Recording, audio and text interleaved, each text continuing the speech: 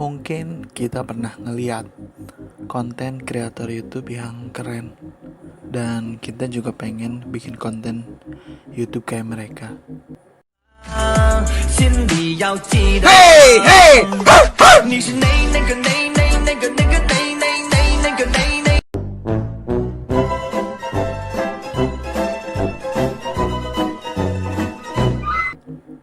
Misalnya channelnya Windah Bersaudara yang main video game gitu, keren, lucu, seru gitu kan. Hausbut akan notice anjing. Kontil. Wah anjing, gue bakal diincar mulu di sini anjing. Anjing! Ada Fajar Sad Boy yang nangis-nangis viral. Saudara, yang paling tua siapa? Bapak saya yang pertama. Bapak.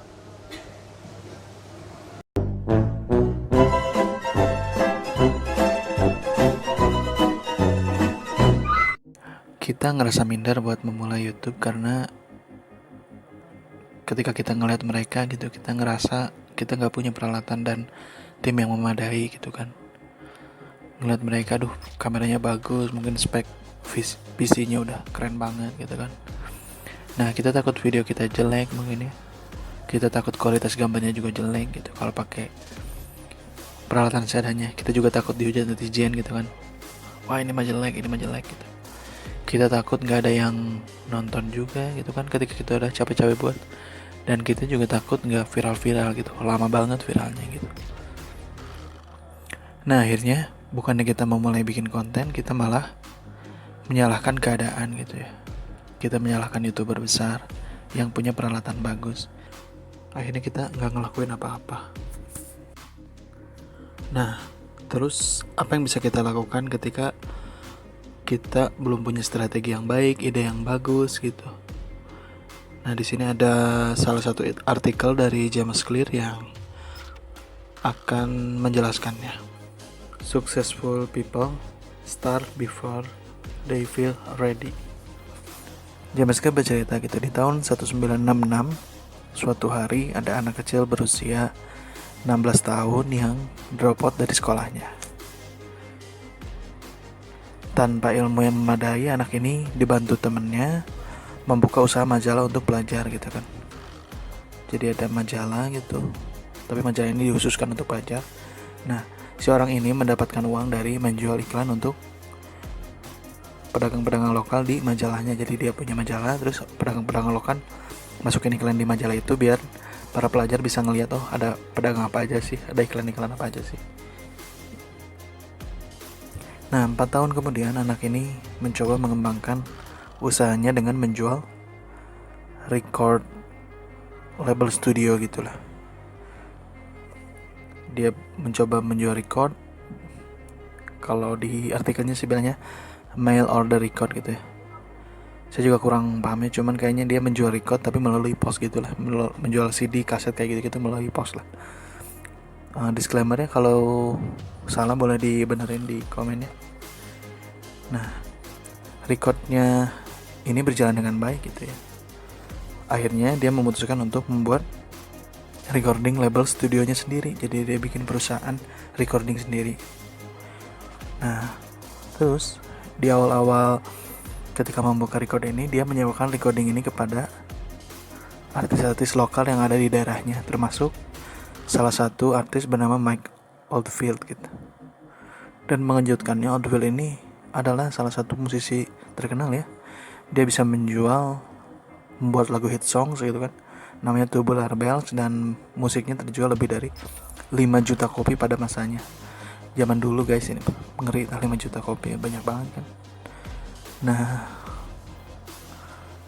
setelah lebih dari 10 tahun gitu ya, anak kecil ini yang dikeluarkan tadi gitu berhasil mengembangkan label recordnya dengan menambahkan band-band lain gitu yang mau record di tempat dia, seperti Sex Pistols, Culture Club, terus Rolling Stone. Band-band terkenal semua ya. Dan dalam perjalanannya dia melanjutkan bisnisnya dengan berbisnis di hal-hal yang lain, yang padahal dia nggak ngerti gitu. Sebetulnya dia nggak ngerti, dia nggak siap, Tapi dia mencoba untuk berbisnis di hal lain, kayak dia bikin bisnis di bidang pesawat terbang, kereta api, telepon, dan banyak hal lainnya. Dan 50 tahun telah berlalu, lebih dari 400 perusahaan di bawah directionnya atau petunjuknya gitu. Jadi dia kayaknya yang nasihatin, mungkin kayak konsultannya gitu ya. Dan dia punya pemilik juga gitu kan, beberapa perusahaan. Dan nama si anak kecil ini adalah Sir Richard Branson. Nih kalau ada yang nggak tahu ya, boleh cek juga di Google ya, di Wikipedia. Nah, yang mau saya sampaikan di sini adalah ada salah satu mindset yang ngebuat Sir Richard Branson ini bisa sesukses ini. Dan salah satu mindset yang dimiliki Sir Richard Branson adalah screw it, just go and do it. Atau bahasa lainnya adalah mulai aja dulu. Try to start a business, and all I would say, I mean, I've written a book called Screw It, Just Do It, and it basically is trying to say to people, just give it a try. Actually, sometimes a very, very small amount of money is all that's needed to start a company. I mean, my mother found a bracelet on the street, and she handed it into the police station, and after 3 months, the police let her sell it, and the couple of $100 was really critical at a critical time in the development of our business. So all I say, just give it a go, and good luck with that one.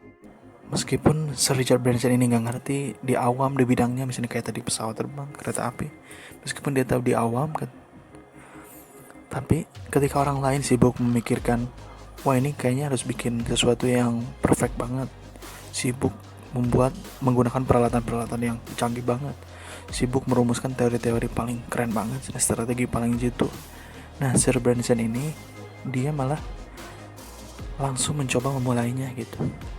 Meskipun ini ada risknya juga, cuman dia daripada dia pusing-pusing memikirkan hal itu, dia coba mulai dulu aja gitu. Nah, kenapa dia mencoba mulai ini? Karena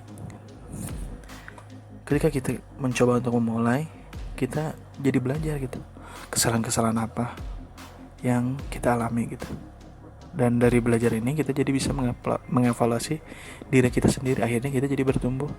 Jadi sebetulnya pengalaman yang diperlukan ketika kita ingin sukses, kuncinya adalah dengan memulai, bukan hanya membayangkan, menyuruh, menteorikan, menstrategikan, tapi dengan memulai. Mulai dengan peralatan seadanya, mulai dengan teori mendasarnya gitu. Nah, lama-kelamaan ketika kita terus mencoba dan terus mengevaluasi diri, akhirnya lama-kelamaan produk yang kita buat itu, atau konten yang kita buat, atau apapun yang kita mulai ini menjadi lebih baik. Nah, inilah kunci kesuksesan gitu. Setiap orang pasti pernah menjadi pemula dulunya gitu. Tapi yang membedakan antara orang yang sukses dan tidak adalah dengan memulai dan memperbaikinya. Memulai tapi berhenti tidak akan sukses. Tidak pernah memulai hanya menteorikan tidak akan sukses, tapi dengan memulai, memperbaikinya, mengevaluasinya, dan memulai kembali. Mungkin cukup sekian. Terima kasih. Assalamualaikum warahmatullahi wabarakatuh.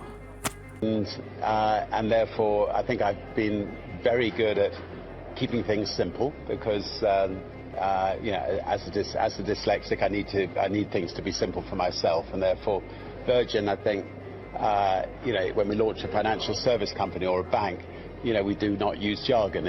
Everything's very clear cut, very simple, and I think people have an affinity to the Virgin brand because we don't talk above them or talk down to them.